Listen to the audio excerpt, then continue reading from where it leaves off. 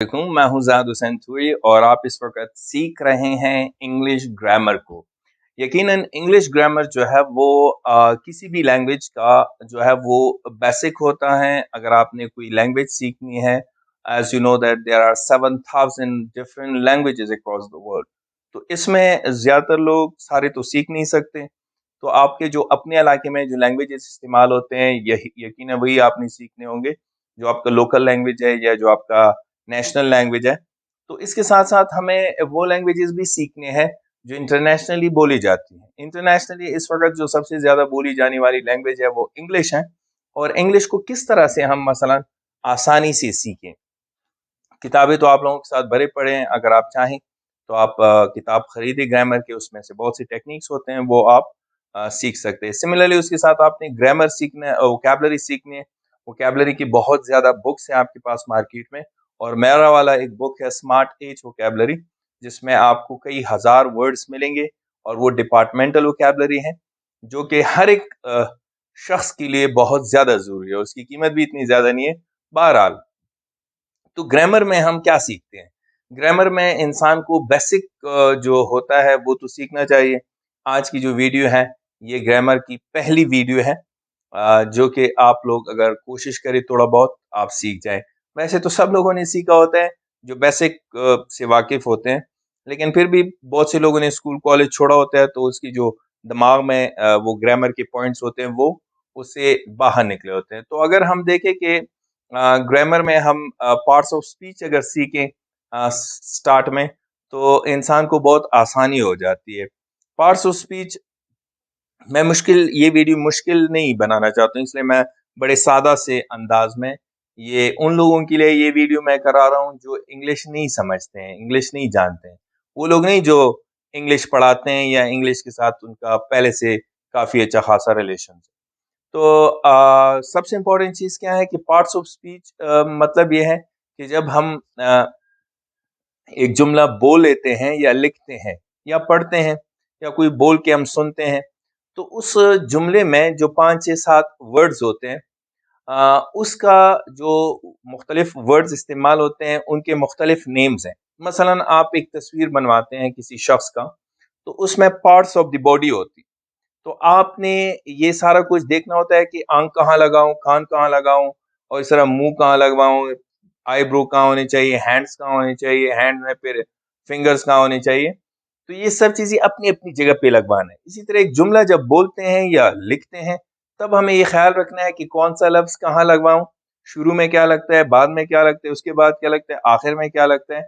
ये सब चीज़ें एक जुमले का जो स्ट्रक्चर होता है, सेंटेंस स्ट्रक्चर जिसे कहते हैं, वो जब हम देखते हैं तो उसको ज़हन में इस तरह रखो कि आगे पीछे लिखने के इसी तरह ही होता है जिस तरह के एक इंसान किसी का शक्ल सूरत बना देता है, फेस स्ट्रक्चर बनाता है और उसमें ये गलती करे कि एक आँख तो अपनी जगह पे सही हो, दूसरे आँख को आप निकालें, कान की जगह पे लगवाएँ, कान को आँख की जगह पे लगवाएँ। आप कहेंगे करीब तो है, आँख और कान के बीच में इतना ज़्यादा फ़र्क नहीं है, सिर्फ़ 4-5 उँगलियों का फ़र्क। तो इसी तरह जुमले में आप कहेंगे कि भई ये नाउन है, ये प्रोनाउन है, ये एडजेक्टिव है, वर्ब है, एडवर्ब एटसेट्रा। ये तो बस मिलते-जुलते हैं। जी जनाब, मिलते-जुलते हैं। आँख और कान देखें ना कितने करीब है। लेकिन अगर इस आपने इसको आँख को उठा के कान पे लगवा दिया, कान की जगह पे आपने आँख लगवा दी, तो लोग भाग जाएँगे। मतलब आम लोग जो जानते हैं कि एक इंसान की शक्ल क्या है, वो फ़रार इख्तियार करेंगे। सिमिलरली अगर एक शख्स जानता है जिसके सामने आप इंग्लिश में बात करते हैं या कुछ लिखा है आपने वो पढ़ता है, तो इसमें अगर आपने इतनी बड़ी गलती की है कि नाउन, प्रोनाउन, वर्ब, एडवर्ब यानी पार्ट्स ऑफ स्पीच का ऑर्डर आपने सही नहीं रखा है, तो वो कहेगा ये क्या है? ये क्या कौन-सा ड्रामा है? एनी हाउ, फिलहाल आपको मैं डराता नहीं हूँ कि इस तरह ना करें, उस तरह ना करें। बहरहाल, जिस तरह हमारे पास पार्ट्स ऑफ स्पीच है, जिसमें अगर हम कुछ बात करना चाहें एक जुमले में, एक जुमला बनाना चाहें, मसलन आई राइट अ नॉवल, तो इसमें एक सब्जेक्ट है, वर्ब है और ऑब्जेक्ट हमारे पास है। तो ये हमें मालूम होना चाहिए कि सब्जेक्ट क्या है, वर्ब क्या है और इस तरह ऑब्जेक्ट हमारे पास क्या है या इनकी लोकेशन कौन-सी है। एक जुमले में सब्जेक्ट की लोकेशन कौन-सी है, वर्ब की लोकेशन कौन-सी है और इस तरह ऑब्जेक्ट की लोकेशन कौन-सी है। अगर आपको ये तमीज़ नहीं आता तो फिर आप तो कुछ भी नहीं सीख सकते हैं। एनी हाउ, आपको अभी इस वक़्त सिखा रहे हैं, डेफ़िनिटली आपने नहीं सीखा है तो आपको सिखा रहे हैं। तो आई राइट अ नॉवल, तो इसमें जो समझते हैं थोड़े बहुत कि हमने सब्जेक्ट में आई लगवाया है और right as a verb mid sentence में लगा है, और इस तरह आर्टिकल लगा है, फिर उसके बाद ऑब्जेक्ट लगवाया जो कि एक नाउन है।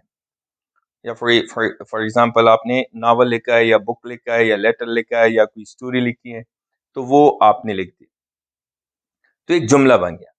देखें जिस तरह हम कुछ लेटर्स होते हैं ना, A B C D up to G, तो ये लेटर्स कहलाते हैं। जब लेटर्स को हम कंबाइन करते हैं, 2-3 लेटर्स को इकट्ठा करते हैं, तो उसे वर्ड बनता है, एक लफ्ज़ बन जाता है। कुछ अल्फाज को इकट्ठा करते हैं, for example a beautiful lawn, a modern car. तो ये ग्रुप ऑफ वर्ड्स हैं, यानी कुछ अल्फाज एक से ज़्यादा हो जाएँ, तो वो फ्रेज़ बन जाता है। फिर हमारे पास फ्रेज़ से बड़ा एक क्लॉज़ होता है जिसमें सब्जेक्ट वर्ब ज़रूरी है, बाकी कुछ लगता है आगे लगवाना है नहीं लगवाना है वो अलग बात है, लेकिन उसमें सब्जेक्ट वर्ब हो, तो एक क्लॉज़ बनता है, यानी a group of words having an subject and verb. इसी तरह अगर आपने इससे बड़ा करना है, जिसका प्रॉपर मीनिंग भी हमें मिले, मतलब एक जुमला आप बोल रहे हैं उसको सुनने वाला या पढ़ने वाले को पूरा समझ आ जाए, तो वो सेंटेंस कहला देता है। सेंटेंसेस को जब मिलाते हैं, कई सेंटेंसेस मिल के उसे एक पैराग्राफ बनता है। कई पैराग्राफ मिल के एक आर्टिकल ऐसे कंपोजिशन बन जाता है। कई कंपोजिशन ऐसे को आर्टिकल्स को मिलाएं एक साथ रखे तो उसे किताब बनता है। और जब साहब किताबों का एक मजमुआ हम रखें अपने घरों में या किसी भी ऑफिस में या रूम में, तो वो एक लाइब्रेरी बन जाती है। तो देखिए ना, हम इस तरह थोड़े-थोड़े, छोटे-छोटे चीज़ों को मिला के बहुत बड़ी दुनिया बना सकते हैं।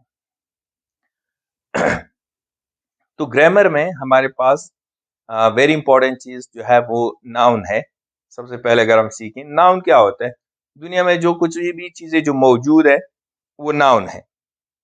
अक़साम बहुत ज़्यादा है, लेकिन छोड़ें। मतलब कोई शख़्स है, उसका कोई नाम है, तो वो नाउन है। आपके पास मटेरियल्स में मुख्तलिफ चीज़ें, आप बाहर जाएँ, देखें, दरख़्त देखें, गाड़ी देखें, फॉर एग्ज़ाम्पल आप साइकिल देखें, कोई शख़्स को देखें, कोई दर-ओ-दीवार देखें, जो भी चीज़ आपको नज़र आता है, वो हमारे पास नाउन है। मतलब एक कोई शख़्स है, कोई चीज़ है या कोई जगह है, तो ये 3 चीज़ें जो बड़ी-बड़ी हैं, यानी प्लेस, पर्सन एंड थिंग, ये सब चीज़ें हम उसको नाउन कहते हैं। अब जो चीज़, वो लफ्ज़ जो नाउन की जगह पे इस्तेमाल होता है, फॉर एग्ज़ाम्पल मैं कह देता हूँ कि Ali is reading a book.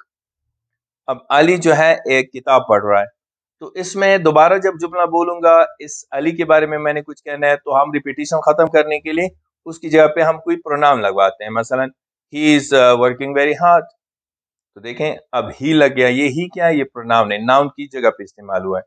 तो वो सारे वर्ड्स जो नाउन की जगह पे लगते हैं, यानी किसी शख़्स, किसी जगह, किसी चीज़ की जगह पे लगते हैं, उसको हम प्रोनाउन कह देते हैं। वैसे प्रोनाउंस की अपनी किस्म है, डिफिनिट इंडेफिनिट प्रोनाउंस है हमारे पास, कंपाउंड इंडेफिनिट प्रोनाउंस है हमारे पास, उसमें personal, impersonal and adverb of places हैं, मुख्तलिफ चीज़ें, लेकिन उसमें डीप नहीं जाएँगे, सिंपल सी बात कह दें। तो ये मसलन नाउन और प्रोनाउन अगर एक इंसान थोड़ा-सा प्रैक्टिस करें आज, फॉर एग्ज़ाम्पल आपके पास कोई स्टूडेंट है, कोई टीचर है, कोई किताब है, या आप नेट से चेक करें कि नाउन क्या है या प्रोनाउन क्या है। ये 2 चीज़ें अगर आप सीखें, इस पे 1 हफ्ता लगवाओ, नो प्रॉब्लम। स्कूल वाले जितने भी बच्चे हैं, जो स्कूल जाते हैं या कॉलेजेस जाते हैं, वो सिर्फ़ 1 हफ्ता सिर्फ़ नाउन के ऊपर लगवाएँ। सीखे रेगुलरली, वो 1-2 घंटे निकालें, कॉपी ले लें अपने लिए, कोई किताब ले लें, सिर्फ़ नाउन को सीखें। कोई फ़र्क नहीं पड़ता, अब तक नहीं सीखे हो तो कोई क़यामत तो नहीं आई ना। और इसके बाद भी अगर जल्दी नहीं सीखा तो नो प्रॉब्लम। आप सिर्फ़ और सिर्फ़ 1 हफ्ता लगवाओ, सिर्फ़ नाउन को सीखो।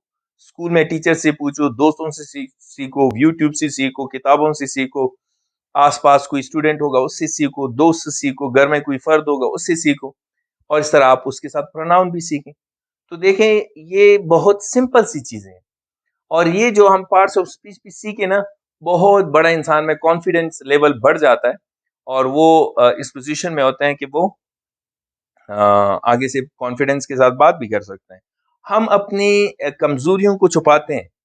हम फॉर एग्ज़ाम्पल मैं खुद भी जो चीज़ हमें समझ नहीं आती उसको हम छुपाने के लिए हज़ारों बहाने करते हैं, लेकिन उस चीज़ को हम सीखने के लिए एक दफ़ा कोशिश नहीं करते। तो आज से आप लोग ये सारा कुछ ज़हन से निकालें कि कोई शर्म है कि मैं अब किससे क्या पूछूँ कि नाउन क्या है? मसलन एक शख्स ने एफएससी किया है, बीएस किया है, मास्टर किया है, किसी और सब्जेक्ट में, तो उसको शर्माने की कोई ज़रूरत नहीं है। आप किसी से भी सीख सकते हैं। चाहे आपसे कोई छोटा है स्कूल में, नीचे के क्लास वाला है, तो नो प्रॉब्लम सीखो उससे। और जब आप इंशाल्लाह एक चीज़ सीखेंगे, किसी और से दूसरा चीज़ सीखेंगे और उसकी आप कलेक्शन करें मतलब एक किताबचे में, एक नोटबुक में उसको नोट करते जाओ, तो इंशाल्लाह बहुत जल्द आपको बहुत सारा इन्फॉर्मेशन, नॉलेज आपको मिलेगा इंग्लिश ग्रामर के हवाले से। तो इंशाल्लाह अगले वीडियो में जो कुछ करेंगे, जो डिस्कशंस करेंगे वो आपके साथ शेयर करूँगा। तब तक आपने जो पार्ट्स ऑफ स्पीच है ये सीखने हैं और वेरी स्पेशली इसमें नाउन प्रोनाउन को आपने हाँ-महाँ सीखना है ताकि आपको आगे वाले जो वीडियोज़ आएँगे आप उसको एन्जॉय भी करेंगे और इंग्लिश भी सीख पाएँगे। Thank you very much for watching this video. Wish you all the best.